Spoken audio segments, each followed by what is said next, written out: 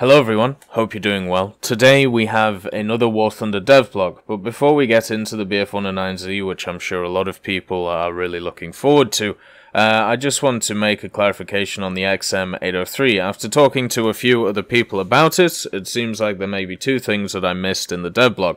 First of all, this machine should have slightly better turret armor. Now, whether that's going to make a difference or not, then, well, we're going to have to see on the dev server. I highly doubt it will. And also, if you look on the back of the turret, aka here, it seems like it has some kind of relief valve system, so very similar to the blowout doors on something like the Abrams. So that might be one of the upgrades they're talking about, comparing the MBT-70 to this machine, the XM803. But yeah, I just wanted to say that because I didn't mention it in the other devblog. But let's get on to the main story of, well, this video. The Messerschmitt BF-109Z. This is a twin-engine BF-109. There was technically two of them, which were at least thought of. There was one prototype produced. The first one, the Z-0, was two F BF-109s put together to basically intercept high-altitude bombers. And then they decided to upgrade the project later on to include G6s. We're putting two of them together, and once again trying to make a machine which could deal with the Allies coming in. One of the biggest issues that Germany and Japan ran into is when the war machine from the Americans and the British started coming in full force. When you had bombing by day from the Americans and bombing by night by the British, it was incredibly hard for the Germans to really do anything. So what they tried to do is set up a bunch of defensive doctrines which would try and stop the bombers. Now, overall, they actually did quite well, stopping the Americans and British doing as much damage, but at the end of the day, the resources from the Allied side was much higher than the German side, and therefore they could just keep hammering down the door of the production facilities of the Germans and eventually just basically chuck them out of the war through the production side of things, even if they were already winning the battle on the ground through superior tactics and also better engineering. So why is the BF-109Z coming to the game? One thing that I have to make sure that you know about, there was one prototype of this made and it never flew. So therefore, there is no flight statistics on this machine. There is no, you know, when it comes to statistics, when we know as statistics on what this plane actually could do, all we know is what it might do. So what we're going to get out of this machine is very much, I'm not sure, because they could make up anything that they want to, since it never flew. Now, am I happy with a machine like this being into game? Let's just make sure. Hey, it's working. So, with this plane, a lot of people are going to be incredibly happy to see it. And I understand, it's one of those weird and wonderful aircraft that people think about when it comes to World War II. Very similar to some of the upgraded Me-262s or even the Hortons. But for me, this is an abomination that shouldn't be in the game, and I want to make this point very clear. The BF-109Z never flew. We do not know its flight characteristics. We do not know how it was supposed to fly. We can only guess. And I understand a lot of people have the stance that they're okay with having planes like this in game, but for me personally, I am not. For me, the criteria is there has to at least been one prototype and it must have some kind of testing on it. There was no testing on the BF-109Z. It was bombed out before it got off the ground, and even they decided to try and take it up into the air. So what we have in War Thunder is a fictional plane. A plane which existed on the ground but never in the air. Now there are other examples of this in the game as well that people may point to, saying that I'm a hypocrite. The R2Y2 is an example of an aircraft which never flew or never existed in the first place, and I would agree with you, it should be out of the game. One of the videos that I did talking about historical inaccuracies, I didn't go through all of them, mainly stuff like naming and things like that, because it would have taken me years, but the main thing was to take away from that video was the fact that there's a lot of either ground or air vehicles in the game which are not realistic to their historical values. The Hori prototype never was fully built. The R2Y2 is imaginary. The BF109Z now, being a premium prototype, which never flew, is another addition to this list, which I personally do not agree with. Now I've got that point out, let's go through the Devblog and see it from a gameplay point of view. So even though I've said I don't want it to be here, I'm still going to have a look at it just to see how it's going to react in War Thunder. The one that it's being compared to mostly is the F-82, and the main reason for this is because of its price, and I'll go through why. So we're going to go through the pack first, and then we'll go through the rest of the Devblog. So first of all, it's $29.99, which is a pretty decent chunk of change, but compared to the $50 tank premiums that we're getting, I suppose it's at least reasonable. It's going to be a rank 4 Germany heavy fighter. You get premium account for 15 days, 1,000 golden eagles, the Amphis Bana decal, which seems to be some kind of lizard snaky thing, and then of course the doppelganger title, because, well, it's two planes smashed together. If we have a look at the pre-order pack, you can see it here, and even if it didn't say rank 4 Germany, you could just have a look at here and compare prices. So you have the Wyvern, the P-47M, and also the Mustang. All of these are ranked for premium packs, and they're all $29.99. So yeah, something to think about when it comes to it. The aircraft premiums are generally cheaper than the ground premiums, which is nice, but still, I think, you know, it's $30 for a rank 4 aircraft, so you have to make the decision whether that's worth it for you. The BF109Z is a prototype heavy fighter version of the well-known BF109, developed as a stopgap measure to address the Luftwaffe's urgent demand for a new yet inexpensive and easily mass-produced alternative to the rapidly aging BF110. Although the project never surpassed prototype stage, War Thunder pilots themselves will have a chance to test out the concept's effectiveness with the upcoming update 1.79. Well, we already have to test out the concept's effectiveness because we basically have an F-82. An F-82 is two Mustangs slap bang together, and it works incredibly well in War Thunder. There is a reason why it's at its BR, and it's basically because of its elevator and the amount of guns that it has on it.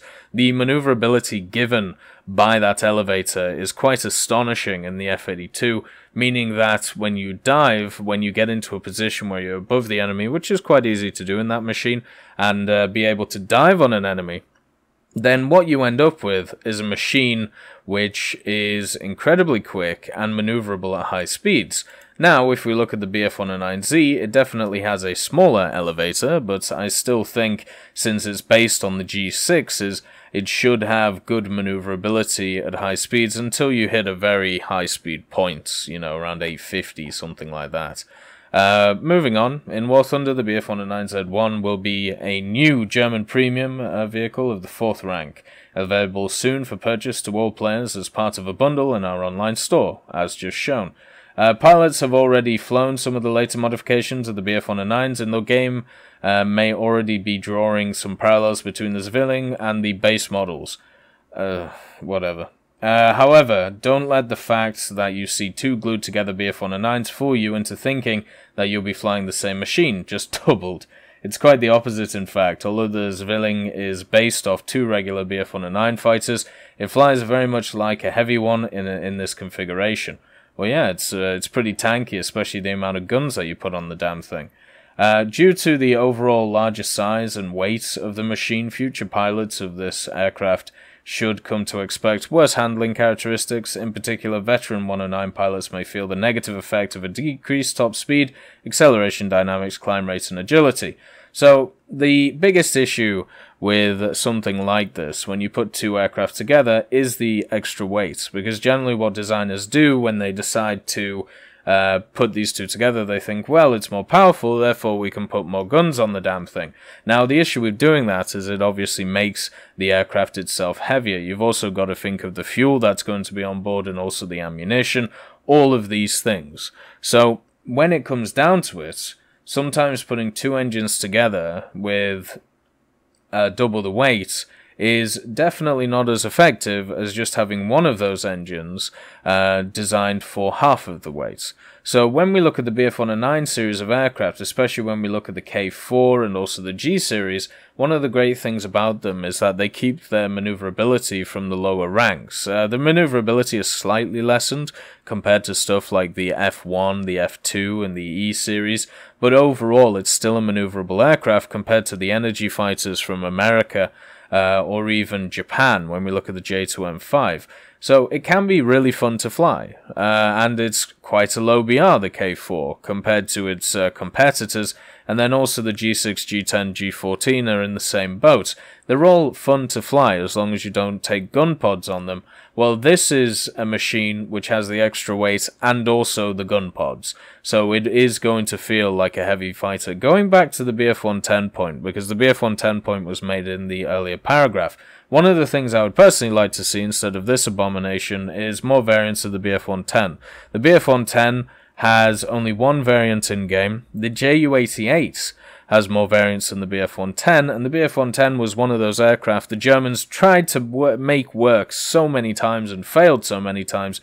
It would be great to see all of the variants which were maybe not as powerful as some of these aircraft, like the BF-109s and the Z variant, but would be interesting to fly at lower tiers. Very much how we are getting another P-40, the P-40F. It would be nice to get another BF-110, but instead we have this. However, the maximum speed, 712 kilometers an hour at an altitude of 6,500, along with the climb rate and maneuverability, remains quite decent for a vehicle of this class. And keep in mind that we are talking about a heavy fighter. Yeah, you keep saying that, it doesn't mean anything. Being designed to counter formations of lumbering Allied heavy bombers, the BF-109Z received a more than generous armament loadout. No, it didn't, because it was a prototype.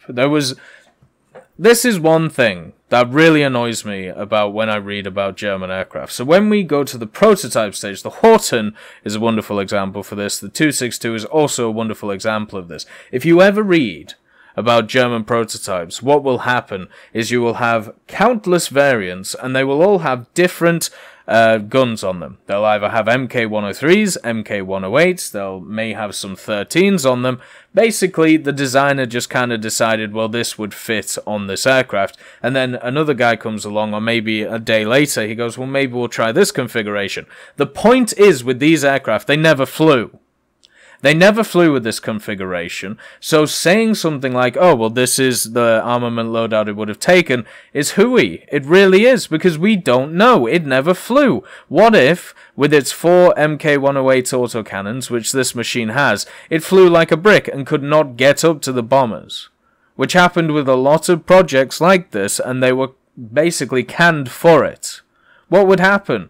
Well, it doesn't matter.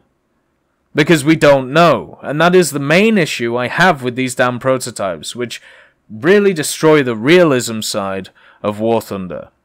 The I-185 is a prototype, right? You can say it's a prototype. Both versions are prototypes. But you know what? With the M72 and I think the M82 or the M74, whatever it is, the two engines on the I-185 were tested in flight. They didn't do so well, but they were tested in the configuration that you see in-game, and we have flight statistics of them. This version, we do not.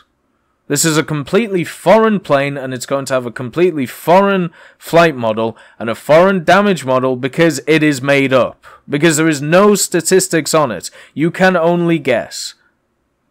So this thing is at 712 kilometers an hour at 6,500. It's going to have 4 30mm MK108 cannons. So if you don't know what the MK108s are, if you have a look at the ME262A1, A1A I believe it is, that has 4 30mm on it, but they're in a nose-mounted sense. If you look at this BF-109Z, what you'll see is you have one wing-mounted, and then another one wing-mounted, and then I believe 2 in the center, in this little pod here. But I might be wrong. Basically, it is 4 30s, though. I don't think it's in the engines when it comes to the 30s, but it might be. It might just be both of the engines and then these two. So overall, you know, you're going to have 4 MK108s, and you're going to have to worry about convergence, even if the ones are in the center, because you have ones on the outside. So that is, you know, something to think about. What one could perhaps argue to be a bit of an overkill, we'll tell that to the ME262, even for the toughest of bombers. However, MK108 cannons are known to fire projectiles at a relatively slow rate and low velocity, making them hard to use at longer distances or high speeds. Nonetheless, an experienced pilot that knows how to utilize this weapon to the greatest possible effect will rarely be disappointed by the size of holes he will leave in the enemy's airframe and wings. Well, that's true. A lot of people have been complaining about the MK108s and their ability to spark all the time.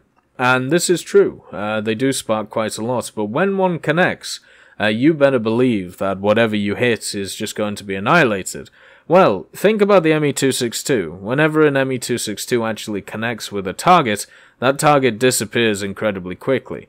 That's going to be exactly the same for the BF-109Z, since it's not just going to be one 30mm hitting somebody, it's going to be at least 4 at a time. So that thing's just going to go poof. So if this thing can get up to bomber altitude, I'm sure to compensate for the fact that it's going to be heavy as a whale, what they're going to do is give it an air spawn, and I tell you what, the F-82 with its air spawn, completely fine. It's not another P-47 issue, no, not at all. Don't listen to any of the experienced players who play it or play against it. No, it'll be fine. With this thing, I'm sure it'll be exactly the same. It'll be completely fine. But at least, you know, with the F-82, the F-82 doesn't have any bombers to really kill. The only ones that you can look at are the Grief, and everybody stopped flying it now. There are a few about the place, but people are back to the fighters. And then when we look at the Soviets, I mean, there might be a year 2 around, but he's, you know, trying to hang himself somewhere, realizing that there's half a team of P-47s and then a few F-82s flying about. Sometimes there's a Tu-2 who's dive bombing because he wants to get to the target before anybody sees him. And then you have the attackers who hope to get to the target and hope that nobody looks in the bottom right of the screen to see that an Su-6 is annihilating ground targets. But anyway, the F-82 is wonderful at its job. The BF-109Z might be even better at that same job. The reason why I say this is because around the BR that this is going to be, I'm guessing around 5.3, 5.7, depending on how, you know, what they do with the flight model, they can really put it wherever they want. They could make it absolutely amazing, they could make it absolutely terrible, since there's no statistics on it. But at this level, there is a bunch of American and British bombers. Now, they are limited to 4 a match, but that still doesn't stop people using the B-29s, the B-17s, the Lancasters, even stuff like the Halifax, which you may not see, the Sterlings, which you definitely won't see, and then you also have the Lincoln, which you may see. So there are bombers out there which are designed for this to kill. The issue with this, as is with the F-82 and the P-47, is when it gets up to that altitude and it's above everybody else, and what it can do is it can dive on everyone and then maneuver with them at high speeds. So what you end up with is being dragged down and down and down, trying to bleed speed from this BF-109Z1 to try and make it less maneuverable. But it's not exactly the easiest thing to do, but once again, we'll have to see how heavy they make it. They talk about it being heavy, so we'll have to see. What it would have been nice to see, they actually mention here, is the HE-111. So they actually made a Z variant of it, but what I'm more interested in is they made a HE-111 with a flamethrower looking behind us. The reason they did this is to try and torch enemy planes behind it, and also to set up kind of a smoke screen so people can see the HE-111 when they were trying to shoot at it. I would much more prefer to see that than this, because at least it was tested in the air. Check out one of the more unusual and lesser known versions of the BF-109. I'm pretty sure everybody knows about this, because everybody loves the fantasy planes in War Thunder with the upcoming update of 1.79. Be sure to keep a close eye on the news section to never miss any information we publish in regards to the next major update coming to the game. So what is good about this aircraft is that it does have 2 variants technically. So the Z-0 made out of Fs, and the Z-1 made out of G6s. So if we get a premium version, there is always chance that we get an actual tree version, so therefore that's kind of nice, fitting with the belief that I have that there should always be a standard tree and a premium equivalent instead of just a premium vehicle which has no standard tree equivalent, like the BV238 or the RU251 or anything like that. I really don't like that idea. The T114 even, if you want to throw that in. But at least there are some light tanks for America. But I think I've made my issues very clear with this machine. I don't like the idea of having stuff which has never flown, because we don't know the full statistics on it. We don't even know what armaments it was supposed to have. It's all speculation, which means that it can be molded to be whatever Gaijin wants. And that's completely fine from their point of view, but it means they can't be held accountable for anything they do for this aircraft. And that is the issue. Anyway, I hope you all have a wonderful day, and I'll see you next time.